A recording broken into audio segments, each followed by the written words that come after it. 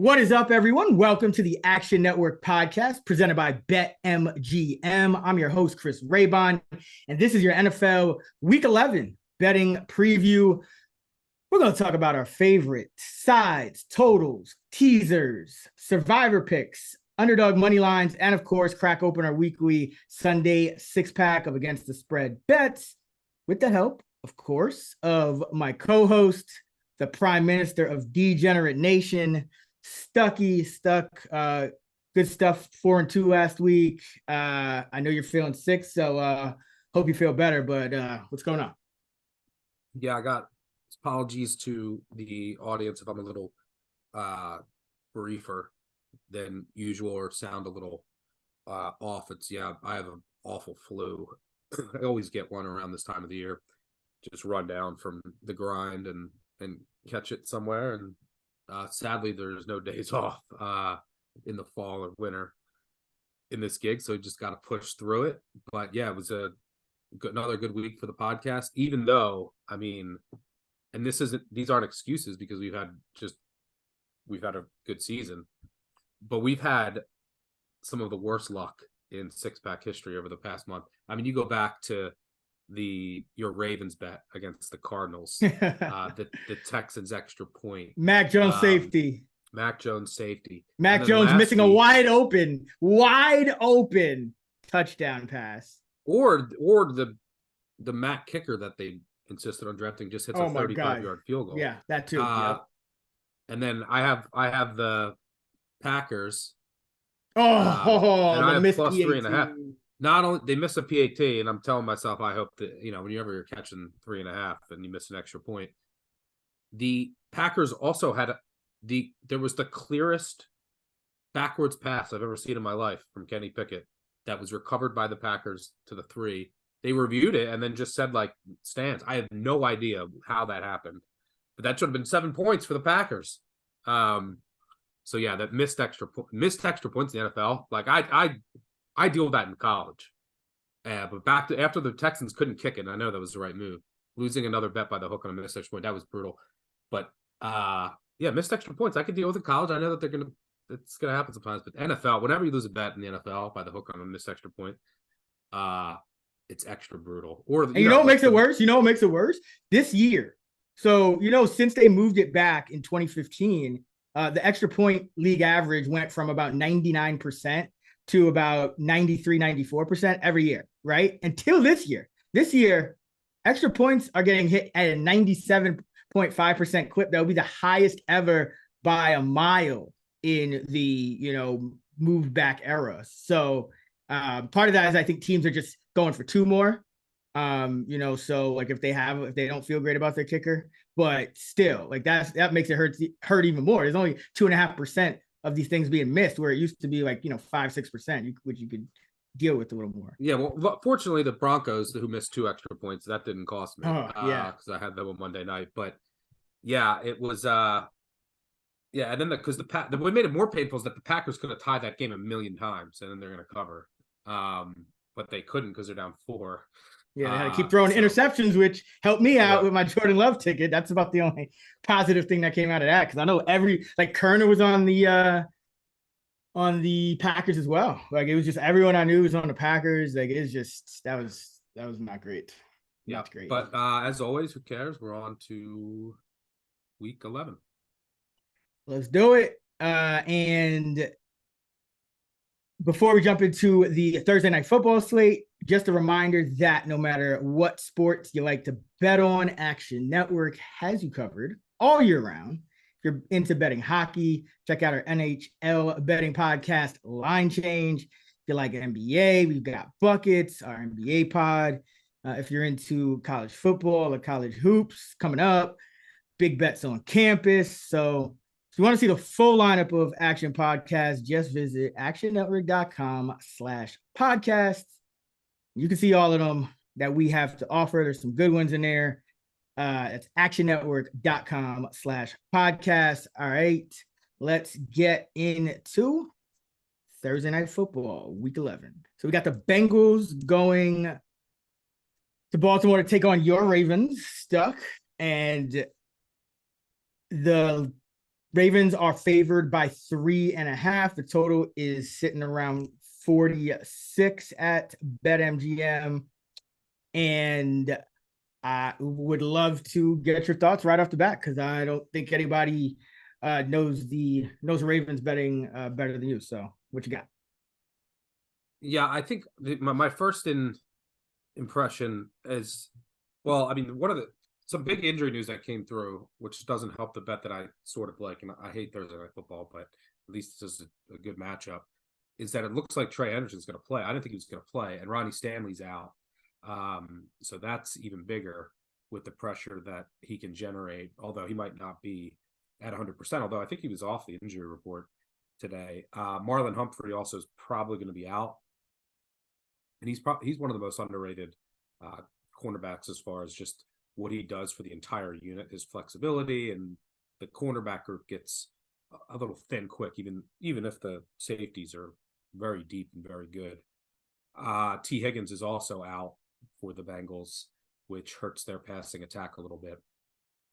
But Burrow's playing extremely well right now. He's 100% healthy, and he's back to peak Burrow. So I think that he's going to have a good game here, although the Ravens secondary and Ravens defense in particular with Mike McDonald has caused Burrow some issues. A lot of the simulated pressures and pre-snap stuff that the Ravens do. Burrow has struggled when the Ravens defense is at full strength, but missing Humphrey, that's going to hurt here. On the other side of the ball, the Ravens offense, it's had its ups and downs and it's in this new scheme, but I've liked what I've seen. So there's some games where there's been drops. There's other games where there's just red zone issues. Lamar and his deep ball hasn't been as clean in the past couple of games, but I think that they're in for a big day here against a Bengals defense that I think is a complete fraud. I thought that I was lower than the Bengals defense in the entire market, even though I have a lot of respect for Lou Anarumo, their defensive coordinator. He's very good at making adjustments in game, second half, and using a lot of different defenses. Now, it's not going to be a predominantly man defense, which is the way that you slow down this Ravens offense this year. So that works in the Ravens' favor. But what people fail to forget, last year, two things. The Bengals faced, I think, like 9 or 10 backup quarterbacks, including one in the postseason against Baltimore. And again, they almost lost if the Ravens could sneak the ball.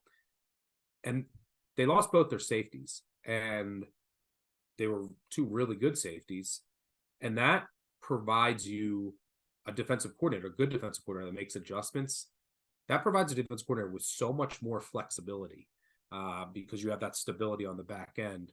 And if you have two really smart veteran safeties, then you can do so much. So losing both them, there's been a big drop off also in the tackling department, which is one of the reasons why you've seen the Bengals run defense has fallen off a cliff. They also just don't have much depth along the defensive line. So they're just so reliant on Hendrickson and Reeder, and Hubbard's going to be out here. So it's not a really deep, reliable defensive line, which hurts them as well. So I think Lamar can have success with his legs here, and then he can attack the secondary, where I think the Ravens will have a significant advantage. The Bengals defense, even including last week, which they got torched, they've been living off of lucky turnovers, fumbles, red zone luck. Back to that Seattle game, Seattle almost doubles them up in yards, just can't score in the red zone. For the last two drives of the game in the red zone, don't score a single point. You go back to even the Bills game, Bills with a fluke fumble in the red zone. 49ers, same thing. They had 460 yards of offense. If you remove turnovers, this Bengals defense, bottom 5 overall EPA per play, bottom 5 dropback EPA. So I think the Ravens offense is going to have a good night. I think Burrow will do enough to keep this close. Trend-wise, Burrow is a dog over a field goal, always an appetizing bet. Whereas, taking Lamar Jackson historically, again, last week, even if it was fluky, taking him as a favorite of over field goal hasn't worked out. So I would lean Ravens here, but it's not bettable to me. I would probably bet the Ravens if it was a flat 3, but I'm probably going to try out the over for just a little bit. Although that's just giving away money because primetime island game unders 30-7 when you include international games. I think they've hit 11 in a row. It's really unbelievable, but I think this total is a bit depressed, and I think that both teams can get to 24 here at least. Yeah, it's tough for me to get on the over just because you have, I mean, for the Bengals, you have T. Higgins out and Chase is kind of banged up. And, I think one thing this year that, we've had to be extremely cognizant of is, and, we'll get to some of these other situations, but, it's not just, it's like when guys enter games with injuries, it just seems like more than ever, guys are getting knocked out of games. And that's not even, counting the concussion protocol, which is stricter. So, yeah, like that really kind of gives me pause on that. If I had to make a bet on this game, I would lean Bengals. It's just hard to fade Burrow 15-2 against the spread in his career as a dog of a field goal or more. He just seems to always find a way. And this is but if he doesn't have Higgins and Chase is banged up and you're still trusting him, that means you're counting on the Bengals to score points. No, I mean, listen, I get what you're saying. Like the Bengals defense, it hasn't been good, but this Ravens, I could still see this Ravens offense coming out a little sleepy here. I mean, this is what happens on Thursday night games. This is what happens in divisional games. And this is generally what happens to the Ravens when they are favored. I think it's not, the handicap is correct. Like the Bengals defense is probably overrated in the market, but in this division especially, I feel like these trends we've seen them time and time again just play out, and every time we try to go against them, it's just it doesn't really work out. So, I mean, I'm just saying, it's hard to go against 15-2 for me.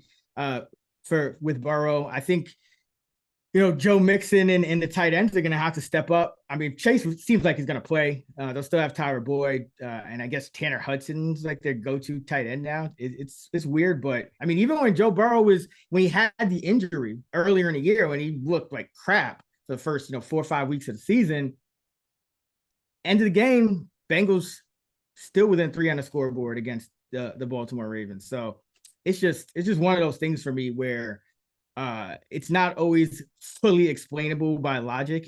This is just AFC North football. So that's the way I bet it, but I'm just gonna enjoy the game because I'm like you. I don't really like betting Thursday night football, but yeah.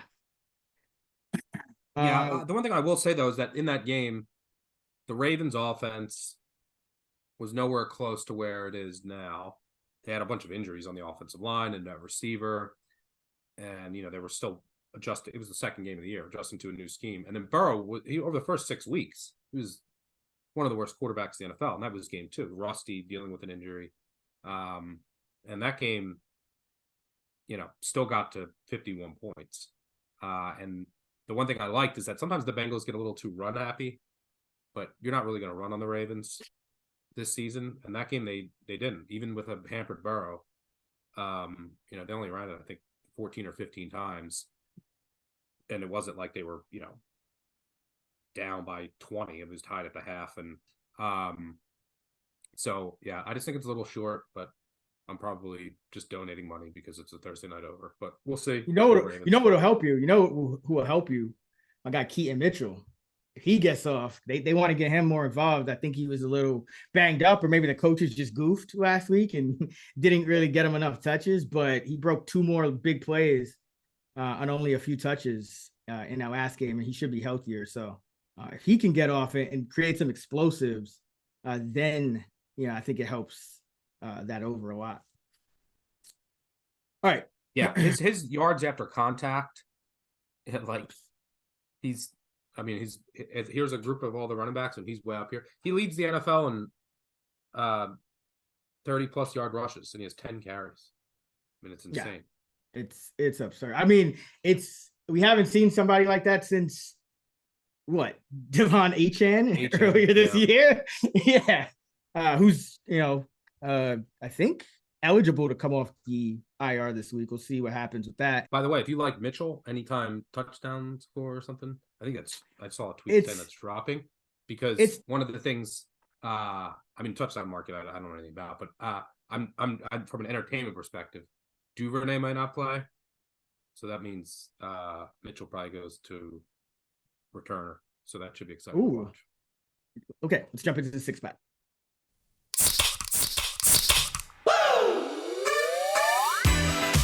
Thirsty for action? Let's crack open the Sunday 6-pack.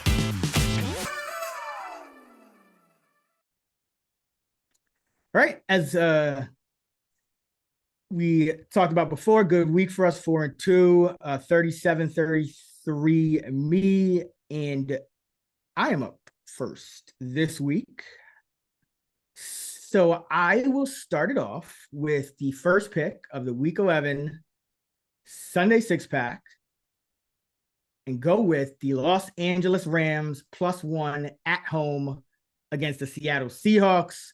Like the spots and the matchup for the Rams coming off of a bye, getting Matthew Stafford back at quarterback. And I think that, you combine coming off the bye with and the Brett Rippon start the game before. And I just think everyone's kind of sleeping on the Rams a little bit and doesn't realize that this is a pretty even matchup. And the Rams probably should be favored by like a half point to a point, because even if you don't remove the Brett Rippon game, the Rams have a better schedule adjusted point differential than the Seahawks. The Rams have the better quarterback. And I mean, not just my opinion. I think the numbers back it up this year. EPA per play, Matthew Stafford 15th, Geno Smith 19th. We saw this matchup in week 1. Granted, there were some injuries on the Seattle side, but it's still notable that the Rams outgained the Seahawks 426-180 and more than doubled them up in first downs, 27-13. And that was without Cooper Kupp, who's going to be back. And I think having Kupp is big because, the Seahawks add Witherspoon to the middle of that defense, and he has been causing some havoc and creating some incompletions and whatnot. But now you're talking about one of the best receivers in the game. So he's going to, Kupp's going to get some wins in there as well. And I think that the strength of schedule creates some value as well, because the Rams have faced the 4th toughest slate of opposing defenses by DVOA. Seattle's faced the 3rd easiest. And just in general, if you look at the schedule, Seattle's wins have not been very impressive. It's the Giants, a bottom 5 team. The Panthers, a bottom 5 team. The Cardinals, pre-Kyler, bottom 5 team. They beat Washington last week. Not a bottom 5 team, but, already had a fire sale. And not probably bottom 10 team at least. And you had to win on a field goal as time expired. You beat the Browns with PJ Walker by taking the lead in the final minutes and then getting a lucky tip ball to end it. And then you beat Detroit in overtime. So your real only wins of any substance are against bottom 5 teams. And then every other win is like a coin flip where it could have gone either way. So I'm not really impressed with the Seattle team at all. And that goes back to last year when, we saw the Seattle team kind of play down to its competition, even though they ended up getting in the playoffs. And I think Geno Smith this year hasn't been quite as good as last year. I don't want to say he regressed. I just think he's kind of who he is. He probably was playing a little over his head last year, but he has struggled against this Raheem Morris defense the last 2 meetings. And remember, that's this year in week 1. And then last year at the end of the year, when remember, Aaron Donald was out and like half the defense was out as well. I remember at one point, I think you had the Rams in that one, and you were just like, they're professionals. Like that was your whole, it was just like, yo, they're professionals. They'll figure it out. Because that's all you really could say. And Geno Smith in those last 2 meetings has barely completed 60% of his passes.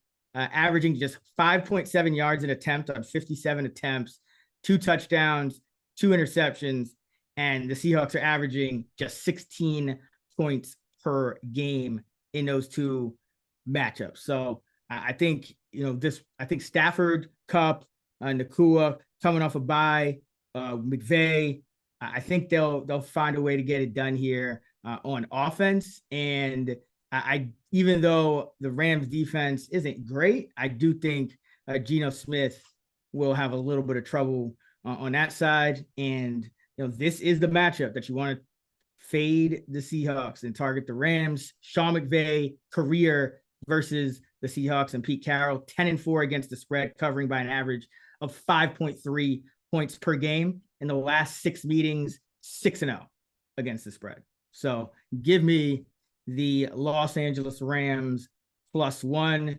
Don't mind it at a pick. Don't even mind it at -1. I think that's about as far as I'd go, but love the matchup for LA.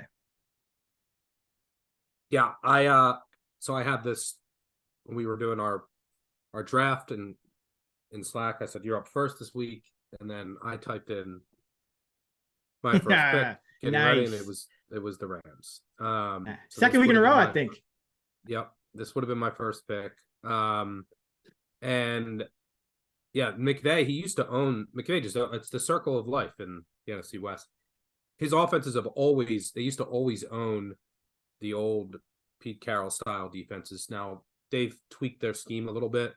McVay still rips them apart. 9-1 against the spread against the Seahawks in the past 10 meetings, including the playoffs. And that was with last year, the Seahawks had to win at the end of the year. The Rams were playing with backup quarterbacks. So John, who I forget, Wolford was probably one. Yep. Baker maybe was another. And the Seahawks won both those games by 3. Yeah, I think there's a great spot. McVay also good off of a bye, good after a loss. You also should haven't seen back a right tackle. Ernest Jones back in the middle at linebacker, who's probably their second best defender after Aaron Donald.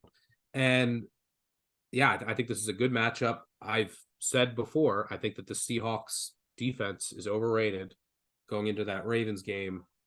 I mean, last week, Sam Howell looked like an all-pro. I think this defense has major holes, and Stafford should have a big day. Geno will probably make a mistake or two. I like the Rams here too.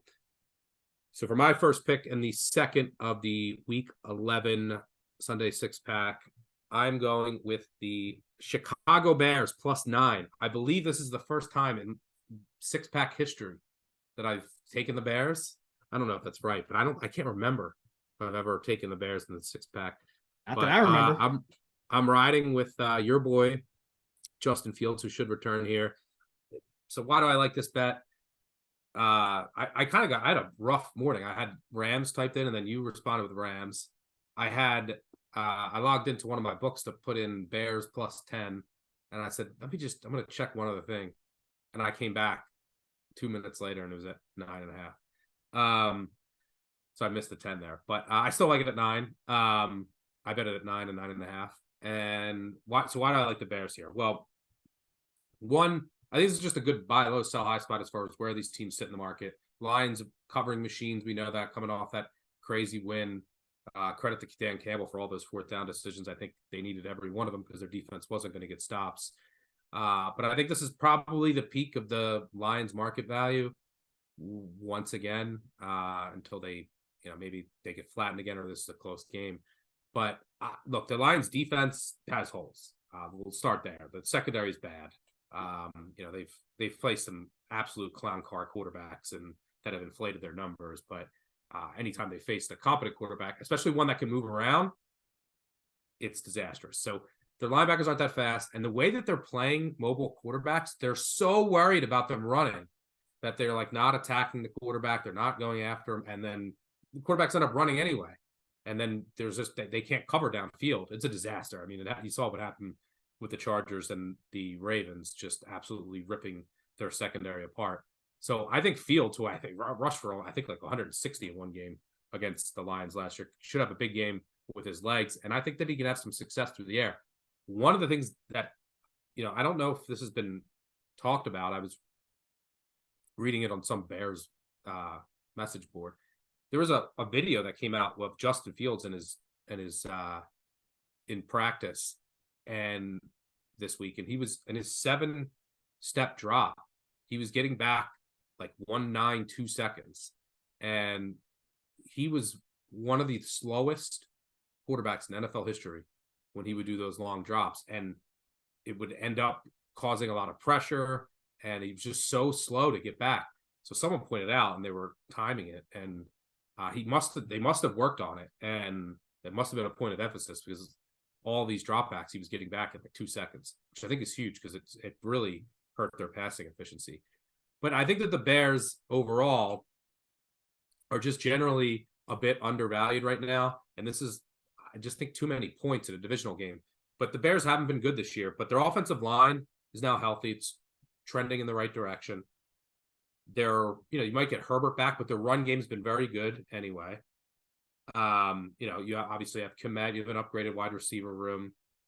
And then on the defensive side of the ball, this defense, historically bad last year, trending that way again earlier this season.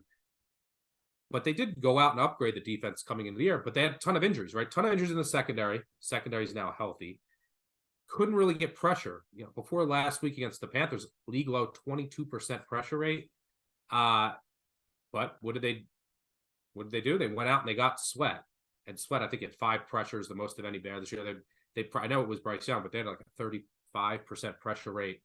And it takes attention off of the other defensive linemen. Their run defense, because of the upgrades at linebacker, the signings in the interior, the run defense has actually been really good. So I think that they can hold up here against Detroit. So I think this defense is actually trending in the right direction. Getting an edge piece like Sweat can just do so much for the rest of the defensive line. I don't think they're going to be in Goff's face all day. The Lions have a great offensive line, but it's not going to be like last week for the Lions where they can just push this Bears D-line around and just run at will like you can do against the Chargers. And now with the healthier secondary for the Bears, Fields healthy, this little improvement in his drop back against a bad Lions D. I think this is a good time to buy in on the Bears, who are coming in off of a bit of an extended bye here, or I should say a short bye after playing on Thursday. So, give me the Chicago Bears +9 at Detroit. Damn, bro, this is how I know you're feeling under the weather. You just called Justin Fields a competent quarterback right off the bat. I told you. This is amazing. But by the way, like this number, it's just look, the home field advantage in the NFL, it's going down and down and down. It's even lower. I mean, it's so low for a divisional game because you have familiarity indoors. Home field is so low for this specific circumstance. 2 weeks ago, the Lions closed as 6.5-point favorites at home in prime time against the Raiders and Jimmy G. Yep, I was definitely backing the Lions in that one. And that closed under a touchdown. And that was in home field means a little bit more there, prime time, non-conference matchup. And the Raiders defense right now, if you compare both of these defenses, they're both not good defenses, but I would take the Bears slightly over the Raiders. And I would take, I would probably take the Bears offense. It's close to a wash, basically. I mean, I'm splitting hairs. These are teams that I have the Bears rated like a hair better than the Raiders. But I'm getting 9 here in the divisional matchup, a couple extra days of prep, whereas the market closed that Raiders at 6.5 in that game. So I think this is too high. I think this should be like 7.5. You sound like me before the season. Man, this is hilarious. I'm gonna get my MVP ticket in. I'm gonna go buy Fields MVP. Irrational love for the Bears defense. Oh, you called Fields confident. I mean, what's next, man? But truthfully, I didn't have a great feel for. I know a lot of people are on the. I know Sharp Money's on the Bears. I didn't have a great feel for it until you broke it down just now. I was actually kind of looking more for this to be a shootout. I think everything's true what you said about Lions defense and the Bears and Fields, but I am worried about that Bears pass defense because their run defense has been pretty solid. It's been about league average. but their pass defense is still bad. So I'm kind of thinking that this makes the Lions go a little pass heavier. And the one thing about the Lions that I guess is a concern for your bet is just, this is pretty much now, I guess, their second game having all of their offensive pieces, Gibbs, Montgomery, Jamison Williams, a healthy line. I know they put Vitae on IR, but Glasgow's been graded out as a top 5 guy, so you're not really losing anything. So that's the only thing, is that the Lions could put up a big number, the Bears will have to match it. But the Bears have been putting up points in field starts going back to last year. He started as like an under quarterback, and then he started putting up points, and the defense is shaky. So I could see some points being scored here, but it is a divisional matchup, so don't hate it taking the I wouldn't mind touchdown. If the Lions are smart, which they are, then they probably will go pass heavier here, and they might continue the aggression on 4th down. The Bears pass defense does grade out poorly, but I think that it's a unit that's undervalued in the market, because now they can get a little bit more pressure, which obviously helps the secondary with Sweat, and then you take away Ngakoue was playing decent at the beginning of the year, and then teams just said, we'll take him away. And then what else? There's pressure coming from nowhere else. But also the secondary, a ton of injuries, and now the secondary is finally fully healthy. And Jalen Johnson has been one of the most surprising corners in the NFL. Kyler Gordon is playing really well, and then you got Brisker and Jackson on the back end now healthy. So added pressure, healthier secondary. I don't think that they're as bad as the numbers have been. So I think that unit is a bit undervalued. All right. I don't hate it. All right. For my second pick and the third overall of the week 11 Sunday 6-pack, I'm going with the Minnesota Vikings plus 2.5 at the Denver Broncos. And surprised I'm back on the Vikings again. I would have thought for sure I'd be selling high now, but the Broncos are also kind of riding high right now, and I continue to see value in the Vikings relative to the market, because what are you looking for a lot of times when you're making these bets, especially at this point in the season? You're looking for things that maybe aren't fully accounted for by the market. And I think with this Minnesota Viking team, as much as guys keep getting hurt, I still think that they're being undervalued, and specifically in this matchup for a couple of reasons.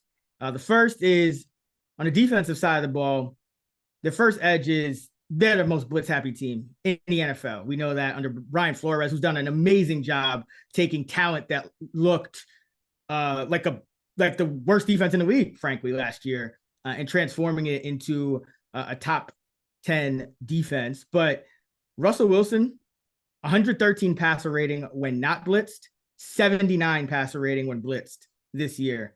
His 34% drop-off in passer rating, 34-point drop-off in passer rating is the largest among 39 qualified quarterbacks against the blitz. He also has the highest pressure to sack rate when blitzed among those 39 quarterbacks as well. And then the number 2 edge on defense. He goes like this when he gets blitzed out. He just ducks down and takes the Yep.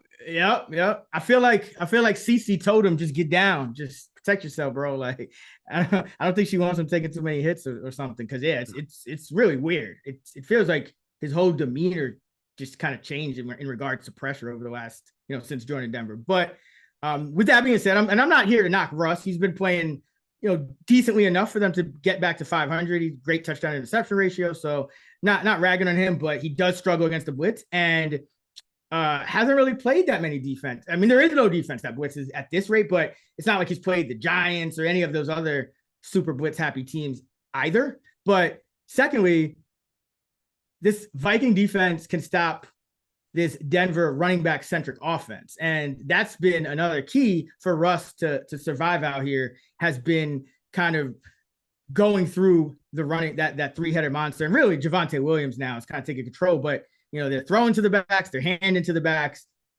But Minnesota is 7th on defense in EPA per rush allowed. And on Denver's win streak, this stretch where they beat Kansas City and Buffalo and Green Bay. Buffalo 19th in EPA against the run. Kansas City 31st and Green Bay 25th.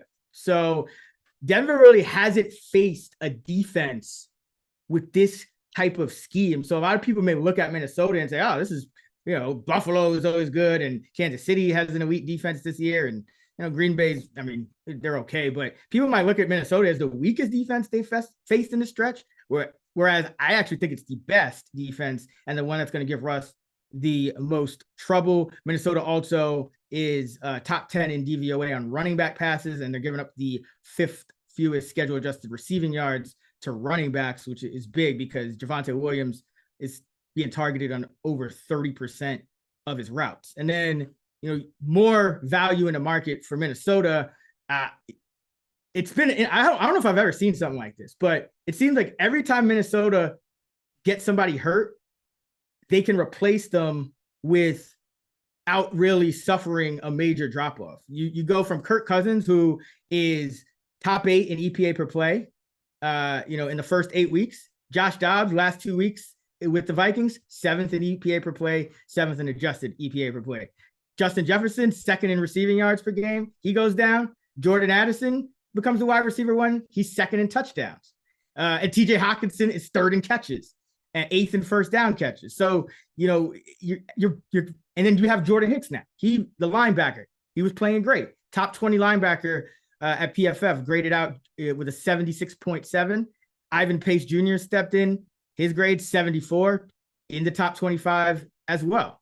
Actually playing better in some facets than Hicks through these first 10 weeks. So that week that Darisaw went down, who was it? Quesenberry was like a top 2 tackle that week. So it's been crazy, but Minnesota is just not suffering those usual like replacement level drop-offs. Same thing with Alexander Madison. I actually think Ty Chandler is probably an upgrade at this point over Alexander Madison, who looks likely to miss with a concussion. But on the offensive side, Jefferson have a shot to come back? He does, but I actually don't think he is coming back. KJ Osborne should be back, and Jalen Naylor came back last week, and he had a under the radar rookie year and played 95% of the pass snaps last week in his first game back. So, they just keep finding ways to improve, even though they're down. Like all these guys at premium positions, it's pretty nuts. But offensively, Minnesota has an edge too that I don't really think the market is accounting for, and that is that no team in the league play actions nearly as much as the Minnesota Vikings. They have 110 play action passes this year. The next closest team is 82. And so this is like on defense, they blitz more than anyone. On offense, they play action more than anyone. Well, the defense who ranks last in passer rating against the play action, the Denver Broncos. The defense who ranks last in completion percentage against play action, the Denver Broncos. Everyone's saying the Denver Broncos turned around their defense, right? Starting in week 6, last half of the season, they turned it around. Here are the quarterback numbers with play action since their supposed turnaround. Week 6, Patrick Mahomes, only play action on 13% of his dropbacks, 5 of 6, 100 yards, 17 yards an attempt, 119 passer rating. Week 7, Jordan Love, play action on 30% of his dropbacks, 9 of 9 for 90 yards, 2 touchdowns, no picks, 10 yards an attempt, 148 passer rating. Week 8, back to Mahomes, only play actioned on 18% of his dropbacks, 5 of 7 for 74 yards, just under 11 yards per attempt, passer rating of 106. When he didn't play action, 5.4 yards an attempt and a passer rating of 49. And then Josh Allen on Monday night, play action on 22% of his dropbacks, 8.6 yards an attempt, a passer rating of 102.5. When he didn't, 6.4, and a passer rating of 49. So Minnesota has, on both sides of the ball, the perfect scheme to end this Denver Bronco win streak and continue their own. So even though I thought for sure I'd be fading the Vikings when they just keep on winning games, beating teams, covering spreads, I think they have some key matchup advantages here that are not being taken into account by the market. And you also got road dogs historically under a touchdown going up against the home favorite on short rest, like the Broncos, 91, 64, and 3, 59% against the spread since 2008. So I haven't put it in the app yet. I'm waiting to see if we get a 3. I know some money's been coming in on the Broncos, and it is a Sunday night game, so we got some time to wait. But like it at 2.5, like it at 2. Give me the Vikings. Yeah, I mean, I will push back. The Broncos have turned around their defense. I mean, you put McMillian in that slot, you benched Mathis for Morrow, got Browning back, got Jones back, but it's still not a great defense. It's just not.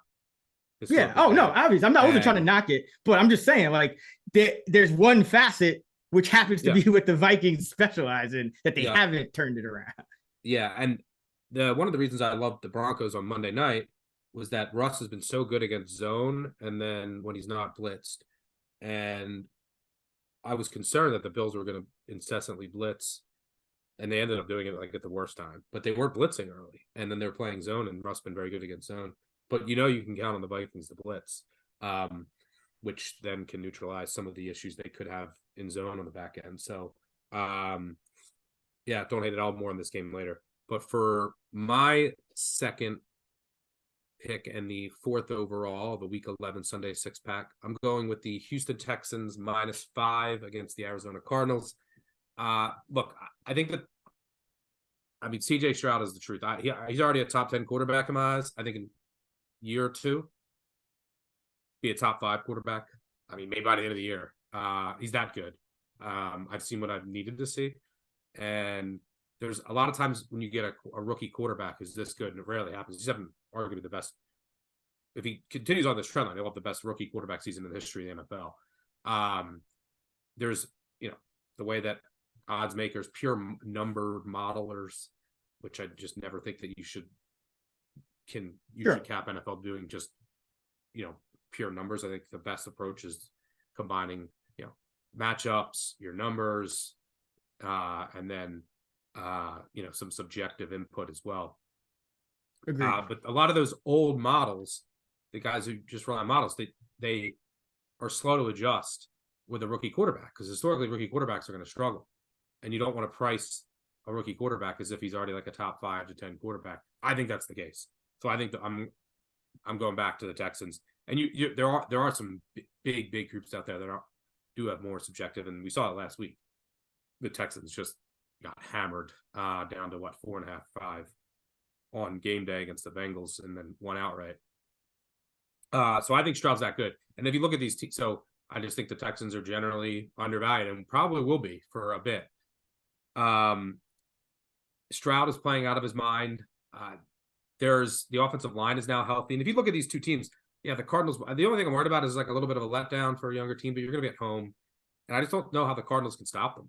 This is one of the worst secondaries in the league. They have no corners who can match up, and they can't get pressure. One of the lowest pressure rates, lowest blitz rates in the NFL. And if you look at these two rosters, let's look at the important position groups. Offensive line, Texans have the advantage by a mile. Secondary, Texans by a mile. And now that their safeties are, you got to remember early in the year, they were playing with all a bunch of backup offensive linemen without their there's 2 starting safeties. And I really love, Jimmy Ward's a reliable safety, and I love Petrie at the other safety spot. They were both hurt earlier this season. And their corners and this whole defense is really rounding into the form. Other important positions, wide receivers, give me the Texans. And then edge rush, let's call it a wash. That's probably the one. You got Budda Baker, but that's probably the one strength of the Cardinals D. I like Ojulari. He's playing well. Gardak is playing well too.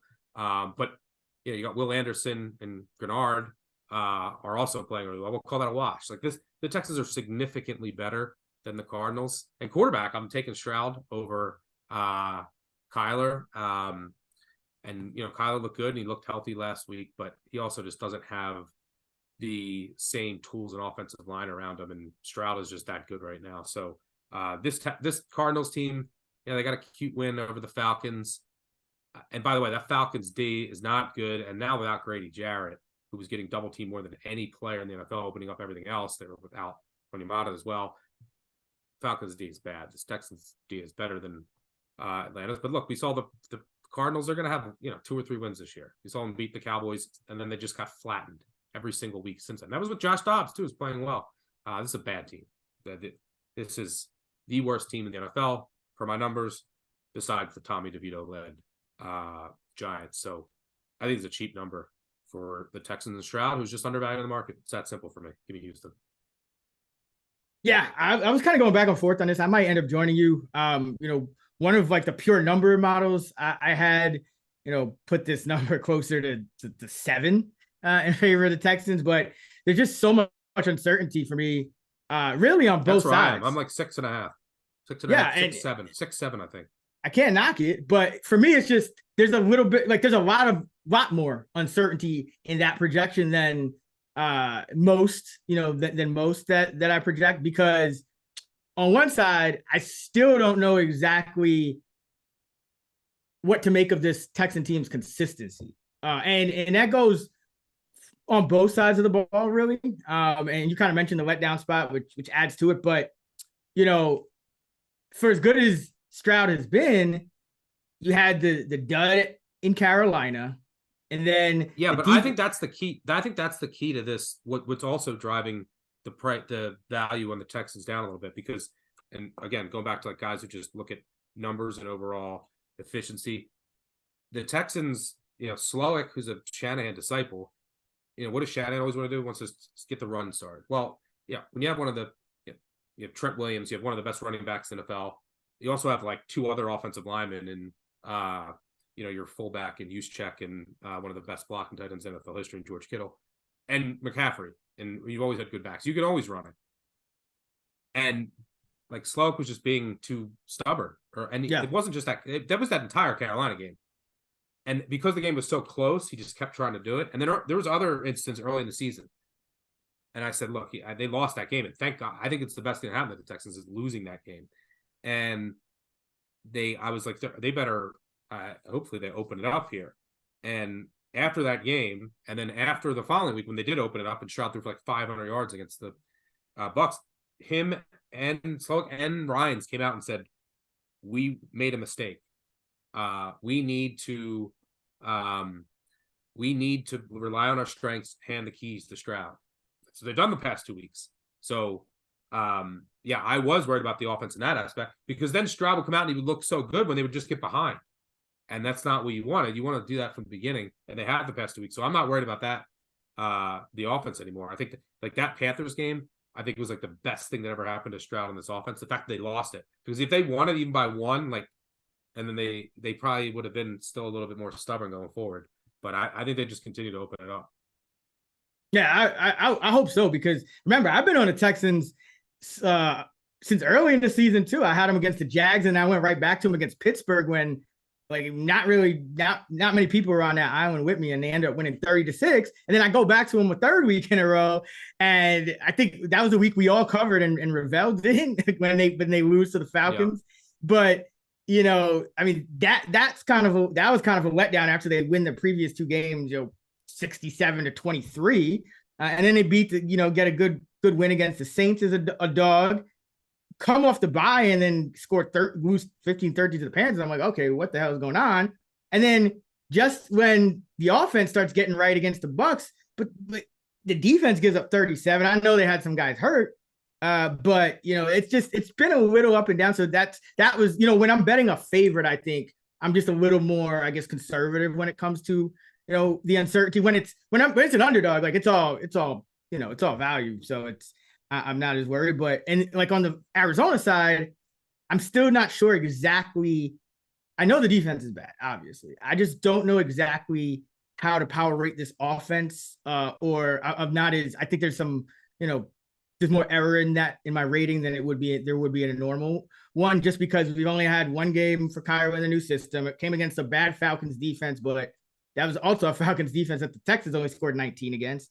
And then Josh Dobbs. Yeah, but Jarrett was in. I'm telling you, Jarrett was. And that's fair. That's fair. But and also it's you had this offense was a top 10 offense for the first month of the season with Josh Dobbs. But is that just because Josh Dobbs is a lot better than we realized too. So there's just a lot of moving parts. I still might join you, but just kind of walking through, my process. I think the Cardinals offense will have some success, and yeah, I don't mind the over here. So, but I think it's going to be a higher scoring game, which makes me less hesitant to back the favorite.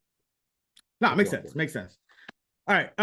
To wrap it up, we got a fun one here because we don't often do this, but we're going to go head to head on a pick. So, which we can do for the contest as long as we're on opposite sides. The one thing we can't do is, pick the same side. So we're on opposite sides of a hilarious game. So I can't wait to go back and forth with you on this one. For my third pick and the fifth overall of the Week 11 Sunday 6-pack, I'm going with the Pittsburgh Steelers +1 at the Cleveland Browns. And I already know why you're on the opposite side. And I can't say I disagree with the reasoning. I mean, the Steelers have been by far, the luckiest team in the National Football League. 6 wins, yeah, all by one possession, all in comeback fashion, outgained in every game. Outgained in every game. Only team in NFL history to be outgained in every game through 9 weeks with a winning record, and they're 6-3. Frauds, complete frauds. But yet, and this is why I like the Steelers, even though they've been frauds. They just got lucky again. Like before they stepped on the field, they've gotten lucky again twice, in my opinion. Because number one, Deshaun Watson is announced out for the year. Okay, fine. He's already been in and out.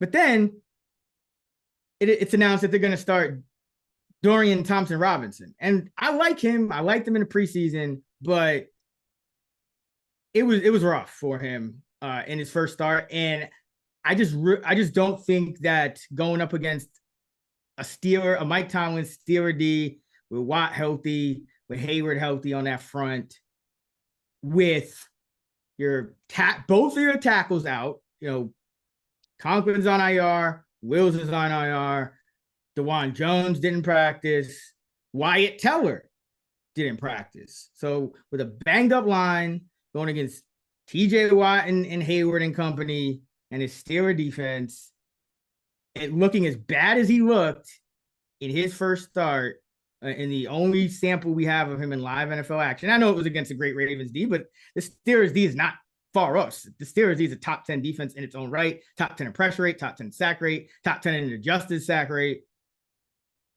I just don't think it's a good look for him. And there is a big drop off between, the levels of these quarterbacks. So, because obviously Kenny Pickett is bad in his own right, and Deshaun Watson wasn't great. So 45 quarterbacks have had at least as many plays as DTR this year. He ranks 45th of 45 in EPA per play at negative 0.49. That means every time he takes a snap, he's essentially losing the Browns a half a point. That's not good. Now, for comparison's sake, he's 45th, right? Deshaun Watson was 29th, so he wasn't great. Kenny Pickett, 34th. PJ Walker, 40th. So you're going from, like Watson kind of came alive against the Ravens, fine. Pickett, not good. Walker, even worse. DTR, bottom of the barrel. Now, Cleveland's defense is elite. So that's what they have going for them. But I just can't not take the opportunity to fade who has been the worst quarterback in the league this year. Third stringer, worse EPA than DeVito, weighing points. So give me the Pittsburgh Steelers. And as we record this, Pittsburgh still +1 at BetMGM. They're still a dog at a lot of spots. And, that's another one of these things. We talked about these AFC North, this AFC North football. Mike Tomlin, 65% against the spread as a dog, 55-29, 29-15, 69% as a dog coming off a win, 15-4, 79% as a dog without Ben Roethlisberger, 38-14 73% as a dog against an opponent with an equal or better straight up win-loss record. So they got the underdog trends on their side. You got a terrible quarterback weighing points. I respect the defense, but give me Steelers. Yeah, I completely disagree here. I was so happy when Watson. I wasn't happy that Watson got hurt, but from a betting perspective, when it came out Watson's going to be out for the year, I said, "Oh my God, I'm going to get the Browns under 3 now," and that's all I wanted because I was not going to lay over 3 in a AFC North game between these two defenses with a total of I would probably close at like 36. It's already down to like 33 and a half. Yeah, this total's going down to like 33, 32. So I was very happy. And then, believe it or not, I was happy when they announced that DTR would start. So you mentioned GTR's numbers. I basically look, yeah, he was the worst in EPA play. Threw a bunch of picks in one game. We'll start one game. That's what's going to happen. We already know how bad PJ Walker is. Like out of 49 quarterbacks with at least 30 plays this year, here are the bottom 3 in EPA plus completion percentage over expectation. 47th is DeVito, negative 0.025. 48 is Walker, negative 0.042. 49 is Rippon, negative 0.073. GTR is 43rd, but I don't care. I mean, it's one start. He threw a bunch of picks. Pickett is 40th, behind Mac Jones, one spot ahead of the one and only Zach Wilson. DTR found out he was starting the day of the game, and he's a rookie. He didn't know he was starting until the morning of the game. I actually heard that was false. I actually heard he misspoke on that. I heard he knew he was starting. He just didn't know. Like that was a whole ado about nothing. Like he took first team reps in practice. Like he knew he was going to start. He knew he was going to start. Regardless, your point is taken. Keep going. Regardless, he got his beak wet, and the Ravens defense is better than the Steelers defense. And I mean, look, the Steelers defense, their secondary is attackable. I mean, look, Jordan Love came to life last week. Packers moved up and down the field. I could go on and on about the regression that's coming for the Steelers. They've been so lucky, and every game just drops. And last week you don't get a clear defensive touchdown called. But I don't care. The only thing the Browns need to do in this game. So I think DTR actually, and I liked DTR coming out of college. I think he has a little bit more upside than Walker in this game. Yeah, absolutely. Can use his legs but I personally would not use a quarterback in this game if I was the Browns. The best unit in this game by far is the Browns defense. Head and shoulders above. And Kenny Pickett is Matt Ryan has more touchdown passes than Kenny Pickett over the past 2 seasons. And I would just use a punter. I would come out and I wouldn't even run it on first, second, and third down because then you can get Steelers voodoo and like a fumble. You want to maximize the amount of time that Kenny Pickett has the ball against this defense. I would punt it on first down every single possession. And if they do that and they don't turn it over, don't even look. And all the regression could come at once for the Steelers. It's coming. And this is one of the worst offenses in the NFL, one of the worst quarterbacks, one of the worst schemed offenses. And they've just been winning with voodoo. They've played like a 2-7 team, and they're 6-3. But all I need is no fluke turnovers. And if there was ever a team that was due to not get any, so I think the Browns are going to come out here. There's a reason this total is dropping, and they're going to say, "Okay, we saw what happened in the first start." I think what's going to happen is they're just going to run. They're just going to run it, and they're going to run into walls. Steelers' run defense is better with Hayward back, so they're not going to have much success doing it. And then every once in a while, they're going to take a deep, deep shot down, the sidelines, and where if you turn it over, it's not a big deal. I doubt you're going to see them throw over the middle of the field much. You'll probably have some designed runs for DTR. The entire game plan for the Browns has to be: don't turn it over, don't turn it over, don't turn it over.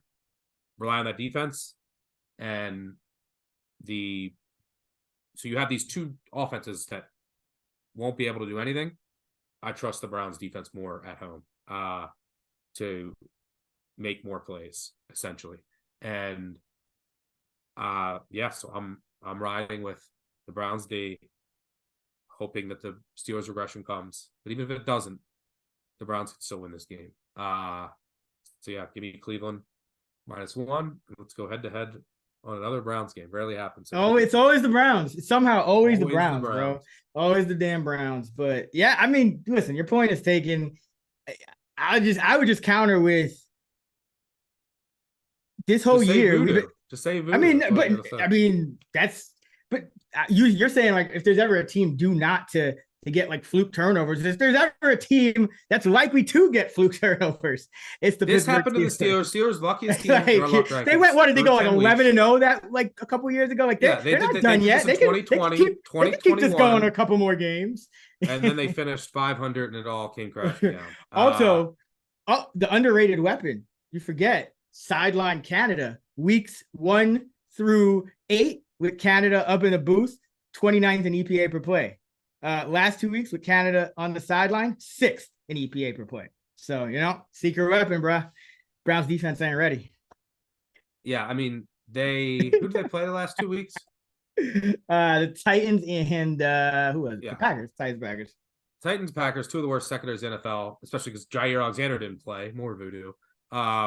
Yeah, and that's the point. All right, well, that's gonna wrap it up for the Week 11 Sunday 6-pack. Just to recap, Stuck has the Bears +9, the Texans -5, and the Browns -1. I have the Rams +1, Vikings +2.5, and the Steelers +1. This week's Coach's Pep Talk comes to us from the 2011 film Margin Call, and we're dedicating it to the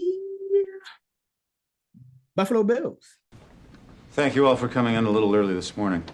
I know yesterday was pretty bad, and I wish I could say that today's going to be less so, but that isn't going to be the case. The party's over as of this morning. Obviously, this is not going down the way that any of us would have hoped, but the ground is shifting below our feet, and apparently, there's no other way out. Have faith that in the bigger picture, our skills have not been wasted. We have accomplished much, and our talents have been used for the greater good. Get to work. So best of luck to the Bills in Week 11. All right, time for our favorite total of the week. Got a rebound from last week, both whiffed on our totals. Where are you going? By the way, I wanted to say, Sunday 6-pack, you're lucky that we don't decide to be a relay race. You'd have Stafford, Pickett, Dobbs. Stafford, Pickett, and Dobbs versus DTR, Fields, and Stroud. But for my favorite total, I'm going to go with the Raiders, Dolphins, under 46.5. You got the over machine Dolphins taking on the under. Raiders are just an under bettor's best friend. They play on offense. They play like they want to hit the under, and on defense, all they want to do is take away the explosive play, and that's it. And they just want to shorten games. So what's going to win out here? Well, I think that the way that the Raiders play, they can have some success in slowing down the Dolphins. And what I think the counter is going to be is the Dolphins are going to go just run heavier than usual here, and they'll have success doing that, but it'll just take a little bit longer.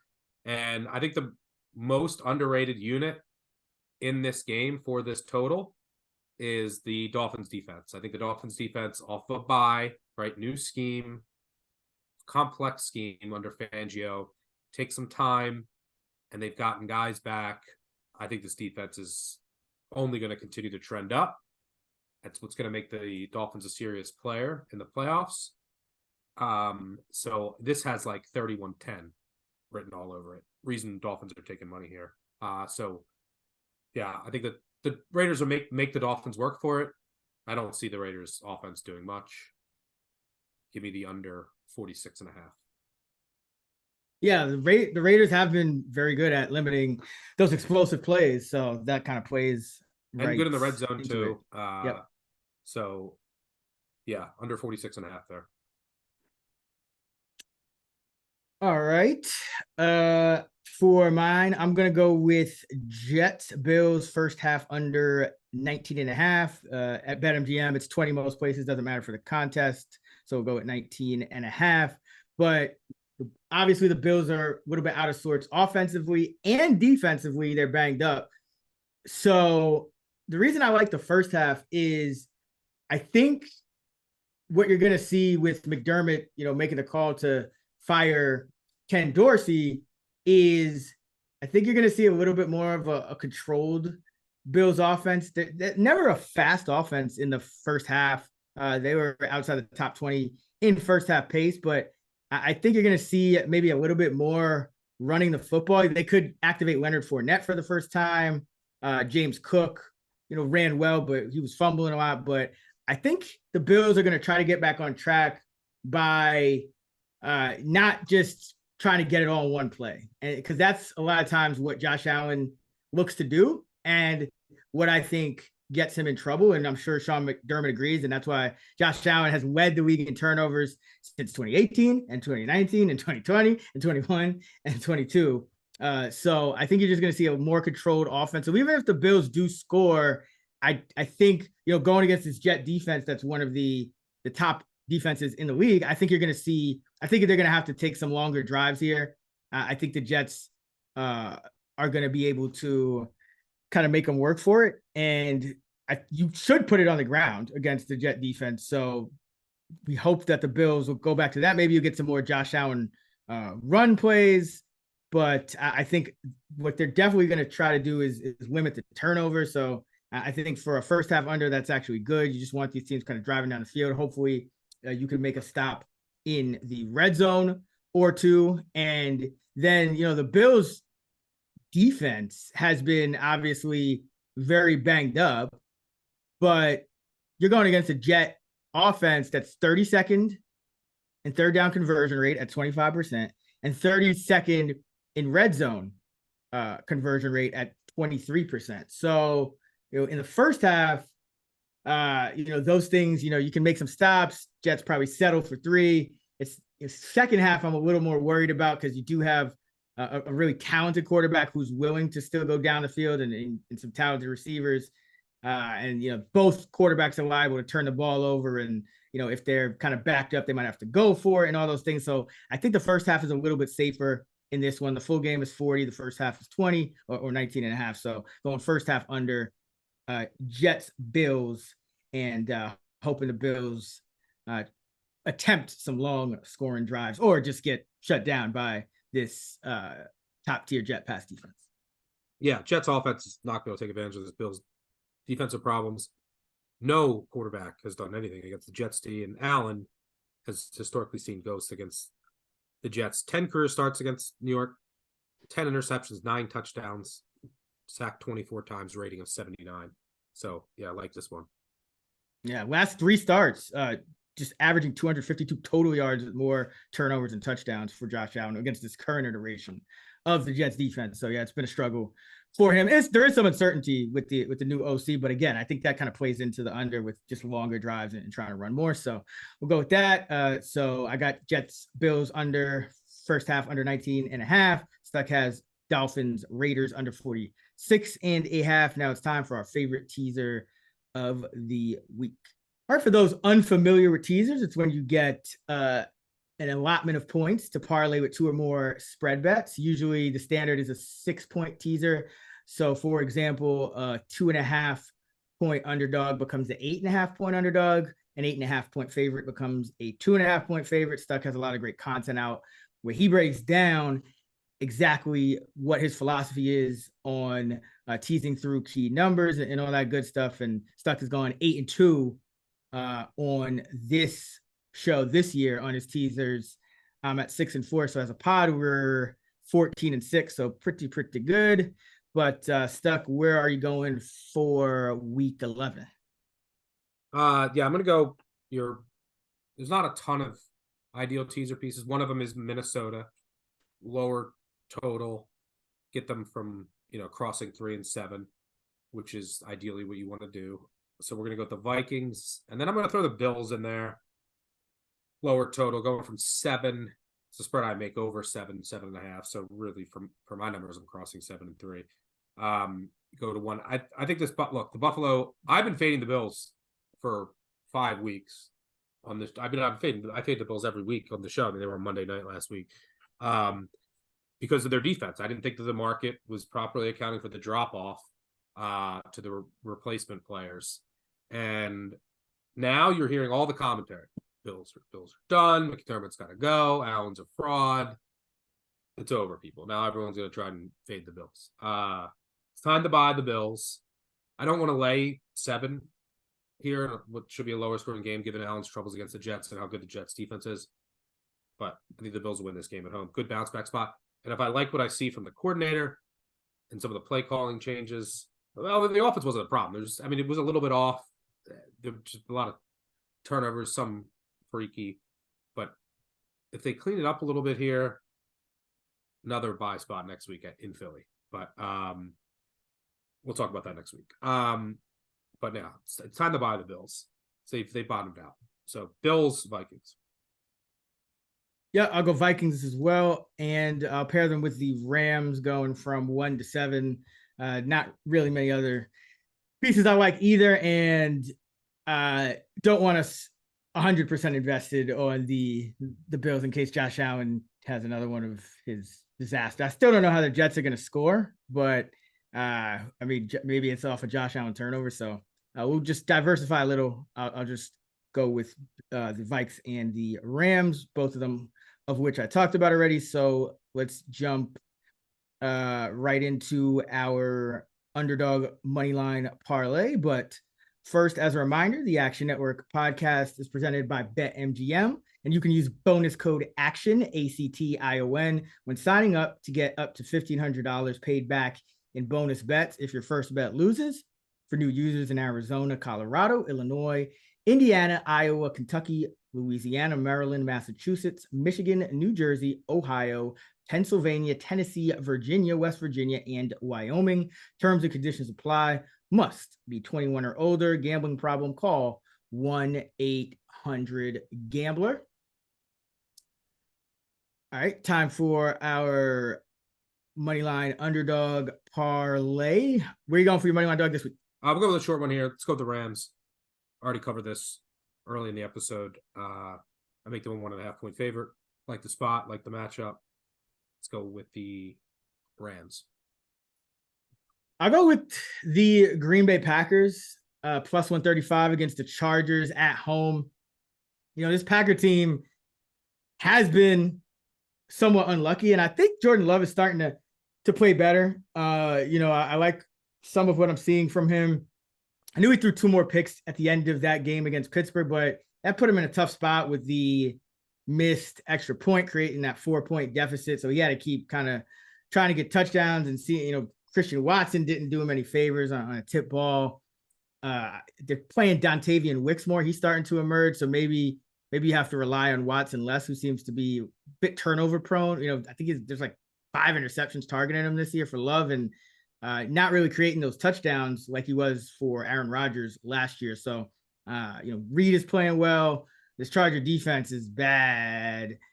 So I think the Packers can have some success there. And then, the Packers run defense being shaky doesn't necessarily come into play against the Chargers as much as it would for most teams, because the Chargers, even with their injuries, are still going to put it in the hands of Justin Herbert. So, Chargers, they can win any game, they can lose any game because they're always playing close games. So give me the Packers. All right. If you parlay Rams minus 105, Packers plus 135, you get parlay odds of about plus 360. Now it is time for the best of the rest, games we haven't covered in any other segment, but are still, as they say, meaningful to some. First up, we got the Giants going to Washington to take on the Commanders. Commanders favored by 9.5. The total is 37. On our happy hour show, Stuck, a couple people were asking about, take the Giants and the points. I think somebody even mentioned some Giant money line. You said mixing the water. I don't think, if the Giants are ever to randomly win a game with this terrible situation they got going, I do think the Commanders will be susceptible. Remember, they came out and got doubled up by the Bears, 40-20.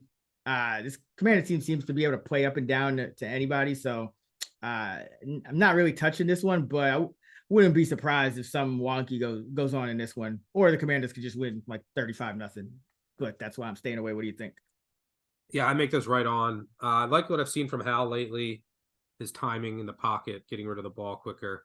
And I've also liked what I've seen against the blitz all year. And that's when he can just make quick decisions. And he's going to get a heavy blitz here against the Giants. But I'm right on market. And I'm not laying 10 here, but I'm not betting Tommy DeVito. You'd have to give me, I don't know, 14.5. So if this line moves to 14.5, I'll take the Giants. Pass. I hope I see 0 plays in that game. Washington was 1 for 15 on third down a few weeks ago in that loss to the Giants in MetLife. Bucks at 49ers. Niners favored by 11.5, the total 41.5. Some sharp money coming in on the under here. The Bucks have been playing. They played a really high scoring game against Houston indoors, but outside of that, it's been a lot of these 20-6 type games for them. But I don't really see them doing much here, though. Their run defense is kind of back to where we expect, which is helpful against the 49ers. But what do you see with this one? Yeah, I think that the way that the 49ers play defense could spell trouble especially now that you have Chase Young to complement Bosa on the other side, get natural pressure against the Bucks, play with a lot of D-backs, different looks in the back end. Could see a lot of Baker mistakes here.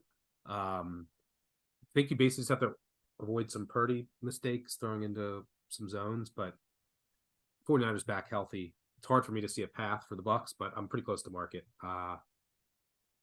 This 49ers are taking money for a reason. They're healthy now, probably going a bit of a run here, but can't lay at this number. Pass. Yeah, and with Debo healthy and Trent Williams back, whatever issues Purdy had against zones, I mean, he did make one really risky throw across his body to Ayuk for a touchdown. I don't know. That was ridiculous how Ayuk got that.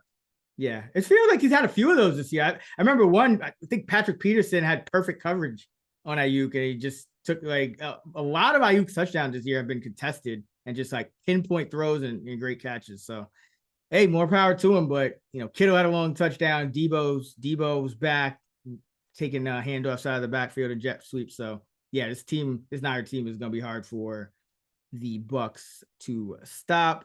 Titans-Jags. In Jacksonville, Jags favored by 6.5, coming off that 34-3 loss to the 49ers. Got to feel like it's a bounce back spot for the Jags. Will Levis seems to be going downhill. Doesn't really seem to have many answers against pressure. And Dillard has not been good this year, but I believe he's in concussion protocol now. So they had Dylan Radins. That might be better after how Dillard started last week. Holy moly, he was a horrendous. Yeah, he just got run by over and over. I think at one point they put Vita Vea on the outside. He's a defensive tackle, Yeah, it looked like he didn't even know that there was a snap. He was just getting run around every play. It was bad. And now I hear Vrabel talking about practice, like he's naming practice squad guys as guys he might put out there. So this is I did consider this under as well, but I do think the Jaguars can have some success here. Though I think their offense has been a bit disappointing, especially Calvin Ridley, just, running him up the sidelines like he's George Pickens and Trevor Lawrence is Kenny Pickett or something, but not a good matchup for Tennessee. So nothing for me to really do here, because I don't like to fade Vrabel as a dog either. What about you? Yeah, and the Titans have owned the Jags historically. I mean, they almost be eliminated for the playoffs with now we know future Josh Dobbs. Right. Yeah, I mean, I'm close to market here. Jags are still so inconsistent, but the Titans have major protection issues right now. I mean, Levis has been hit 32 times over the past 3 games, and yeah, I mean, it's bad. And not be able to run against the Jags. Levis showed some flashes in his first start, but it's regressed, and it's really hard to get better when you're just under fire. like right when you snap it. I think Treylon Burks probably still out. Although don't know there. And then even if you go back, we talked about this, like that when he looked good that first game, it was like just 5 explosive plays, right? And I was like, well, let's wait and see, because that's just not sustainable. And it was just like Hopkins getting behind defenses. And we know that Levis has a huge arm in deep ball. So yeah, still trying to get a feel for Levis, but he's in a tough situation with this offensive line right now. Don't like to fade Vrabel as a touchdown dog in a divisional game against a team that he's owned. And Jags have been pretty inconsistent, so pass. And then we wrap it up with the Cowboys at the Panthers. Panthers 10.5-point home dogs, a total 42. This is one where probably would think about the Panthers if they were a team that I wasn't completely hands off with all year. I mean, I could see this disaster coming from a mile away. And now Frank Reich has apparently taken back play calling duties. I mean, it's turned into a clown show out there in Carolina. I mean, you lose to the Bears, you lose to Tyson Bagent was laying more than a field goal. You covered, so you got your second cover of the year, but that doesn't help the fan base. Now you got Reich taking play calls back, which I don't think is good for Carolina, especially against this defense that can just get pressure on, like Bryce Young is really struggling against pressure. So I don't know if, you kind of caught lightning in a bottle, laying the, 17 and a half last week. This is a lower number. Cowboys should cover it. Dak has been excellent in these spots, as a big favorite, but just a pass for me, because I think, this could be a little bit of a letdown for the Cowboys as well. So I don't want any parts of this. What about you? Yeah, no parts. I mean, Prescott second most profitable quarterback against the spread as a favorite of 6 or more in NFL history, only behind Tom Brady. He's also like 69% against the spread as against teams with a losing record. And the Panthers, the way that they do run defense in their scheme could have some success slowing down the Cowboys. But the reason that Dak has those numbers, it's not just because of his performance. It's because usually you get a lead over a bad team and then that defense just takes over. And the way that Bryce Young's been playing, how can you back him against this defense? He threw multiple pick sixes against the Colts defense. So this could get ugly, but I can't lay it with the Cowboys at this number, but it's not a team I want to fade right now. I love it. Like the Cowboys pretty much dominated the Eagles in Philly. Just got unlucky, dominated the Giants last week. Everything's clicking for them. I love what's going on with the offense. Throwing more on early downs, Dak using his legs. The defense has adjusted to post Diggs life. You got Deron Bland who's playing really well. Marquise, like Van Der Esch is out for the year. Who cares? Marquise Bell's better. So like the you can still run a little bit on the Cowboys, assuming that you have a competent passing attack. The Panthers don't have that, and the Panthers can't run it. So yeah, and then if the Cowboys get up and then just say like, who cares? This game's meaningless. We're gonna win. The Panthers can't stop the run. Yeah, that's the issue with laying points with the Panthers, and the reason they're 2-7 against the spread, because they can't stop the run. So they get down to every team, and then those teams they have no like ability to backdoor it because their teams are just running away from them with the run game. Yeah, and you could see the Cowboys go a little conservative late, but that it could still work because they have a game on Thursday on Thanksgiving. Yeah, by the way, that is true. I should mention that we will, for college, for Big Bets on Campus, and for your fantasy stuff, and for this podcast, we will. It's like the 2 of the craziest days of the year. That and then 2 days in March, we will get everything up by Wednesday morning for all the listeners, college, NFL, fantasy. Yeah, so y'all have all that content, so you can make all your bets for the Thanksgiving slate and the main slate that weekend. So yeah, we'll go balls to the wall and grind. So you guys are covered. You guys and gals out there are covered. But yeah, that is gonna do it for best of the rest, Survivor. So it really comes down. Go Texans. That's a 5. I mean, it should be like 6 or 7, but that's still. I've seen Kyler Murray, at the times we least expected, kind of pull some shit out of his hat. That, but what else are you gonna do? I think I got to go Detroit. I feel better about because I know you have Detroit against your boy 9? Fields. You don't feel more confident with the Jags? Nope. No, against Vrabel, nope. Because again, like Trevor Lawrence could come out and lay a straight egg. Like at least with Detroit, I know I'm gonna get points, and like Chicago could easily cover the game, and you know how Chicago does. They'll have like a heartbreaking. The Jags do host the Panthers. That's the only game you would probably use them the rest of the way in Week 17. I mean, it's more about just. Because there is a lot of games you'd use the Lions the rest of the way. Yeah, but I think I have, at least for me, I have a gap in confidence between the Lions against the Bears in a divisional game and the Jaguars against the Titans in a divisional game, and then just the interconference Texans game. Yeah, so I'm gonna go Lions. This is probably the toughest week I remember yet, but yeah, we're gonna go Lions. And the Bears, what are they coming off? Was it 2 wins, 1 win, at least 1 win in a row, right? So maybe they'll probably choke it away at the end, but make the Lions sweat. But I just feel better about the Lions scoring points, so we're going Lions here. All right, and that's gonna wrap it for Week 11 Action Network podcast presented by BetMGM. Thanks for listening. We'll be back every Thursday all season long, except next week. Obviously, we'll be a little earlier. I should be out by Wednesday. You can hear more of me this week with my guy Sean Kerner, the odds maker, talking fantasy, DFS, all that good stuff on the Fantasy Flex podcast. And also be sure to check out the Action Network Discord server if you want to chat with action experts directly. Link will be in the episode description. Stuck.